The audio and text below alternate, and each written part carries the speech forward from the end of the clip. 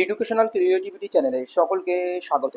রাজ্যের ওবিসি মামলার একটি স্থায়ী সমাধান হওয়ার খুবই প্রয়োজন।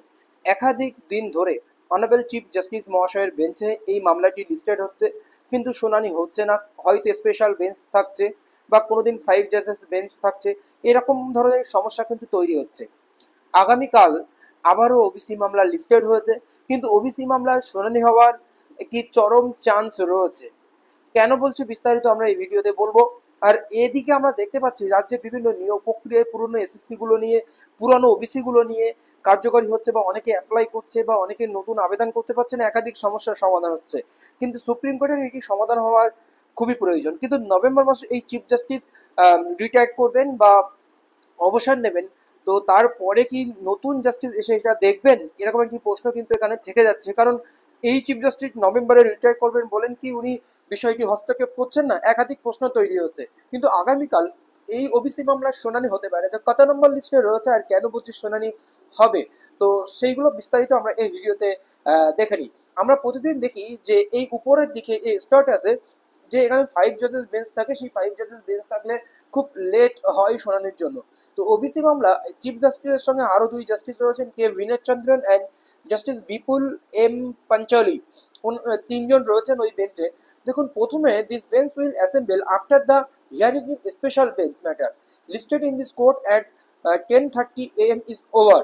10:30 ওভার হয়ে যাওয়ার পরে কিন্তু রেগুলার বেঞ্চে যে ম্যাটারগুলো রয়েছে সেই ম্যাটারগুলো হিয়ারিং হবে। তার আগে স্পেশাল বেঞ্চের হিয়ারিং হবে। 301 নম্বর সিরিয়ালে একটি স্পেশাল বেঞ্চ ম্যাটার রয়েছে, সেই মামলা শুনানি কিন্তু হবে, তারপরে কিন্তু ওবিসি ম্যাটার উঠবে। তো স্পেশাল বেঞ্চে যদি একটাই ম্যাটার রয়েছে কিন্তু তার সঙ্গে একাধিক ম্যাটার রয়েছে, ওটার উপরে ভিত্তি করে আমরা বলতে পারি যে আগামীকাল ওবিসি মামলা শুনানি হবে, একটা স্থায়ী সমাধানের দিকে এগোতে পারে। কিন্তু এর আগেও আমরা অতীতে দেখেছি ওবিসি মামলা কাছাকাছি থাকলেও 7 নম্বর লিস্ট বা 8 নম্বর লিস্ট বা 11 নম্বরে থাকলেও সেগুলো পাস ওভার হয়ে যায় বা পরবর্তীকালে একটু শুনানি হয় বা কি ডাইরেকশন চাওয়া হয় ইত্যাদি ইত্যাদি হয়। তো আশা করছি আগামীকাল শুনানি হবে। তো চলুন আমরা বিস্তারিত বিষয়টি দেখে নিই যে স্পেশাল বেঞ্চ ম্যাটার বা এই ম্যাটার কত নম্বরে রয়েছে, কোন মামলাগুলো এখানে লিস্টেড রয়েছে। তো আমরা এখানে বলতে পারি সব মামলাগুলো কিন্তু ওবিসি ম্যাটার লিস্টেড রয়েছে। 11 নম্বর সিরিয়ালে এই ওবিসি ম্যাটার রয়েছে। তো আপনারা দেখুন, কারণ এই ওবিসিটা রাজ্যের এখন একটু চরম ইস্যু, খুবই মেটানো প্রয়োজন আছে। দেখুন, 11 নম্বর সিরিয়ালে আমরা যদি চলে আসি, disposal and final disposal at admission স্টেজে মামলাটি রয়েছে, ফাইনাল ডিসপোজাল স্টেজে রয়েছে। চাইলেই তো শুনানি করে ডিসপোজ করতে পারে জাস্টিসরা। 11 নম্বরে রয়েছে the state of West Bengal another Amalchandra দাসের যে 2024-এর মূল মামলাটি রয়েছে, সঙ্গে একাধিক মামলা লিস্টেড রয়েছে। 11 1 Tuhina Parvin, 2 Naushad Siddiqui, 3 Sarafuddin and another. 11-4 Atmadeep foundation রয়েছে। 2024-এর যে মামলাটি Mustafizur Rahman Bengal madrasa education from 2024-এ তারা মামলা করেছিল West Bengal commission for backward classes, MD Taidul Islam, MD Najmul হক।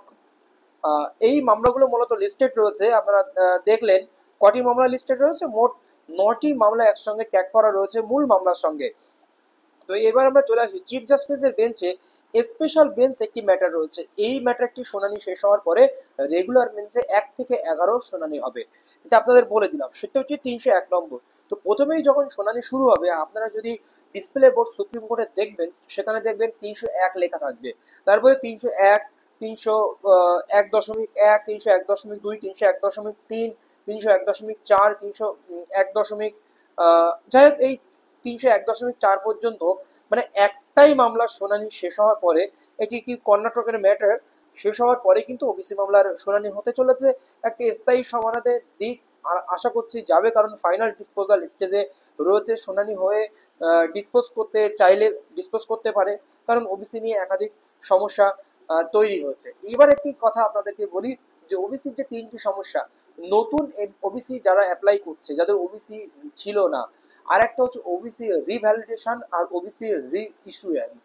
তো যারা ওবিসি রিভ্যালিডেশন করছেন, তাদেরকে একটা প্রসেসিং আর রি ইস্যুয়েন্স। অনেকে বলছে জমা দেওয়া হচ্ছে, আমাদের সার্টিফিকেট দেয়নি, কিন্তু যারা এসএসসি পরীক্ষা দিয়েছে তাদের রেজাল্ট আসবে 2-1 দিনের মধ্যে।